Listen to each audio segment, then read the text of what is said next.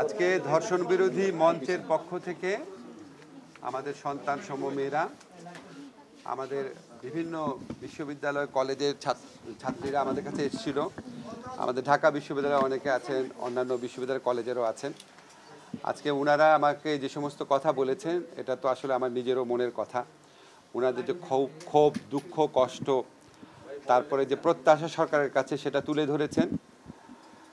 এবং আমি তো অবশ্যই মনে করি প্রতিটা দাবি অত্যন্ত যৌক্তিক, এবং ওর মধ্যে কিছু দাবি ছিল। একটা, ওনারা বলেছেন যে মাগুরায় যে ঘটনাটা ঘটেছে, জঘন্য ঘটনা ঘটেছে, সেটা যেন সর্বোচ্চ দ্রুততার সাথে বিচার নিশ্চিত করা হয়। আমরা ওনাদেরকে আশ্বস্ত করেছি। আমি আপনাদের জানাতে চাই, পুলিশ অলরেডি ওই আসামি যারা আছে মাগুরার ঘটনায়, তাদের অলরেডি ডিএনএ স্যাম্পল কালেক্ট করেছে গতকাল। সেটা আমি ওনাদেরকে জানিয়েছি, এবং এটার বিচার কার্য কোনো রকম কাল বিলম্ব না করে দ্রুত এবং ন্যায় বিচার যেন করা হয়, সেই লক্ষ্যে আমাদের একটা বিশেষ নজরদারি থাকবে, এটা ওনাদের বলেছি। ওনারা বলেছেন ধর্ষণ বিরোধী সব মামলার ক্ষেত্রে যেন এরকম পদক্ষেপ নেওয়া হয়। আমরা বলেছি সাধ্যমতো চেষ্টা করব।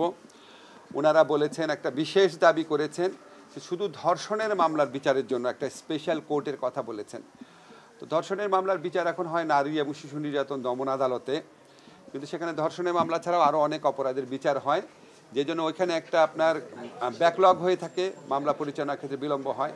আমি ওনাদের কথা সহৃদয়তার সাথে শুনেছি, যৌক্তিকতা আছে স্বীকার করেছি, এবং এই লক্ষ্যে আমাদের যা করণীয় আছে, আমার তো একা সিদ্ধান্তে হবে না, উপদেষ্টা পরিষদে আলোচনায় বিষয়টি তুলব এবং যথাসাধ্য চেষ্টা করব যে এই ব্যাপারটা এক্সপ্লোর করে এটা করা যায় কিনা, করা গেলে যত দ্রুত সম্ভব করার ক্ষেত্রে।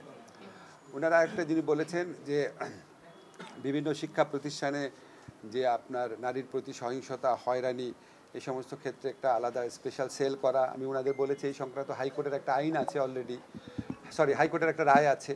সেই রায়ের আলোকে শুধু শিক্ষা প্রতিষ্ঠান আর কাজের জায়গাতে না, রাস্তাঘাটে আমাদের মেয়েরা যেন উত্ত্যক্ত না হয়, হয়রানির শিকার না হয়, সেরকম একটা কম্প্রিহেন্সিভ আইন করা। এটা একদম সিরিয়াসলি, একদম কথা দিয়েছি, এটা সিরিয়াসলি চিন্তা করব। হাইকোর্টের যে আদেশ আছে সেই আদেশের অবলম্বনে আর একটু জোরালোভাবে আইনটা করার কথা চিন্তা করব, চেষ্টা করব। আমি ওনাদেরকে জানিয়েছি আমরা কিছু কিছু আইনগত পদক্ষেপ নিচ্ছি। একটা, আপনাদের অলরেডি আমি বলেছি, তদন্ত বিচারের ক্ষেত্রে সময় কমিয়ে আনা। তারপর উপযুক্ত ক্ষেত্রে বিচারক যদি প্রয়োজন মনে করে ডিএনএ ল্যাবের কোনো পরীক্ষা ছাড়াই মেডিকেল টেস্টের ভিত্তিতে, সাধারণ মেডিকেল টেস্টের ভিত্তিতে এবং পারিপার্শ্বিক সাক্ষ্যের ভিত্তিতে বিচার কাজ করবেন, যদি বিচারক উপযুক্ত মনে করেন। এই ধরনের বিধান আমরা রাখার কথা চিন্তা করেছি। আমি আপনাদেরকে জানাতে চাই যে আমরা গত পরশু এবং গতকাল 2 দিন কনসালটেশন মিটিং করেছি। গতকাল কনসালটেশন মিটিংয়ের সময় আমাদের যে ফৌজি আপা আছেন জাতীয় মহিলা আইনজীবী পরিষদে, তারপর আমাদের ফরেন্সিক যারা এক্সপার্ট আছেন, আমাদের মহিলা পুলিশ যারা এই সমস্ত বিষয় নিয়ে কাজ করেন, সবাই ছিলেন। আমাদের এহসানুল হক সমাজি অনেক বড় আইনজীবী, উনি ছিলেন। তারপর ঢাকা মেডিকেলের ফরেন্সিক বিভাগের যে হেড আছেন, সবাই কি ছিল, সিআইডির ফরেন্সিক এক্সপার্ট ছিল। আমরা একটা ড্রাফট আইন করেছি। এই আইনটা আমরা আজকে সার্কুলেট করছি কিছু কিছু স্টেক হোল্ডারের কাছে। যত দ্রুত সম্ভব আমরা এই আইনটা কঠোরভাবে প্রণয়নের, মানে আইনটা কঠোর করার চেষ্টা করব, যাতে ধর্ষণের মামলার বিচার শুধু দ্রুত না, এবং বিচারটা যেন নিশ্চিত হয় এবং যথাযথ যেন বিচার হয়, এগুলো আমরা ওনাদেরকে বলেছি। এবং আমার মনে হয় যে একটা কথা আমি নিজের থেকে আপনাদের বলার প্রয়োজন অনুভব করছি, যে আমাদের গণ অভ্যুত্থানে আজকে যে আমাদের ছাত্র জনতার যে বিজয় হয়েছে, যে ঐতিহাসিক আন্দোলনের মধ্যে দিয়ে আমরা শেখ হাসিনার সরকারকে বিতাড়িত করতে সক্ষম হয়েছি, ফ্যাসিস্ট সরকারকে। আমি বিশ্বাস করি এটার মূল কৃতিত্ব আমাদের মেয়েদের, এটার মূল কৃতিত্ব মেয়েদের। কেন আমি আপনাদের ব্যাখ্যা করে বলি। এর আগে শেখ হাসিনা বিরোধী অনেক আন্দোলন হয়েছে বাংলাদেশে, সেই আন্দোলনে মেয়েরা নামে নাই, সেই আন্দোলন সফল হয় নাই। কিন্তু এই আন্দোলনটা সূচনা করেছিল, আমি নিজের চোখেই দেখেছি, যে তুমি কে আমি কে, রাজাকার রাজাকার, কে বলছে স্বৈরাচারের, তো তোমরা মিছিল করেছিলে প্রথম। এবং যখন একটা মেয়ে যখন নেমে আসে, তখন তার বাবা মা নেমে আসে। একটা ছেলে নামলে তার বাবা মা নামে না, একটা মেয়ে নামলে তার বাবা মা নেমে আসে। এবং আজকে এই মেয়েদের অর্জিত বিজয়ের পরবর্তী দেশে আজকে আমাদের মেয়েদেরকে যেভাবে আক্রমণ করা হচ্ছে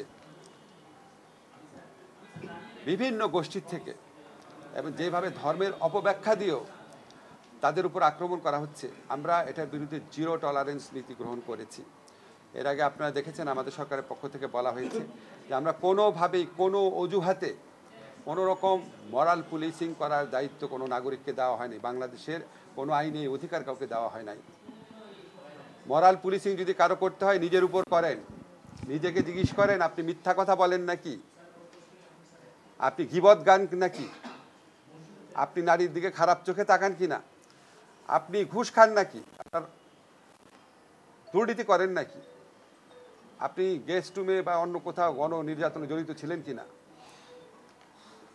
ইসলামের যে 5টা ফরজ আছে সেটা আপনি পালন করেন কিনা, এই মরাল পলিসি নিজের সাথে আগে করেন, তারপর অন্যের উপর মাতবরি দেখাতে এসেন। এটা হচ্ছে আমার সাধারণ নাগরিক হিসাবে যারা আমাদের মেয়েদেরকে রাস্তাঘাটে বিভিন্ন জায়গায়, বিশেষ সাইবার স্পেসে যারা বিভিন্নভাবে উত্ত্যক্ত করছেন, তারা আগে নিজের প্রতি মরাল পলিসিং করবেন, তারপর নিজের মা বাবা, নিজের ভাই বোন, নিজের স্ত্রী পরিবার তার প্রতি করবেন, তারপর আপনি বিবেচনা করবেন ইসলাম আপনাকে অন্য কারো উপর মরাল পলিসিং করার অধিকার দিয়েছে কিনা। প্রথমে নিজেরটা করবেন। আমি যতটুকু ধর্ম বুঝি সবচেয়ে আগে নিজেকে পরিশুদ্ধ করতে হবে। নিজে কতটুকু পরিশুদ্ধ হয়েছেন সেটা চিন্তা করেন। আমাদের মেয়েদেরকে বিভিন্ন অজুহাতে যারা উত্ত্যক্ত করবেন অবশ্যই তাদেরকে আমরা দমন করব। দেরি হতে পারে, মাঝে মাঝে ভুল হতে পারে, কিন্তু আমরা এই লক্ষ্য থেকে বিন্দুমাত্র বিচ্যুত হব না। স্যার একটা স্যার প্রশ্ন করি স্যার, গতকাল একটা মানে যেহেতু ধর্ষণ নিয়ে অনেক পক্ষই আন্দোলন করছে, গতকাল প্রধান উপদেষ্টার ওইখানে একটা ঘটনা ঘটছে স্যার।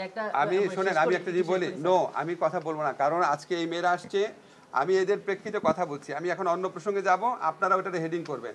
আমি এই প্রসঙ্গে ফোকাস থাকেন, ওইটা নিয়ে আপনারা অন্য জায়গায় কথা বলেন। আপনারা এখন ওদের সাথে কথা বলেন।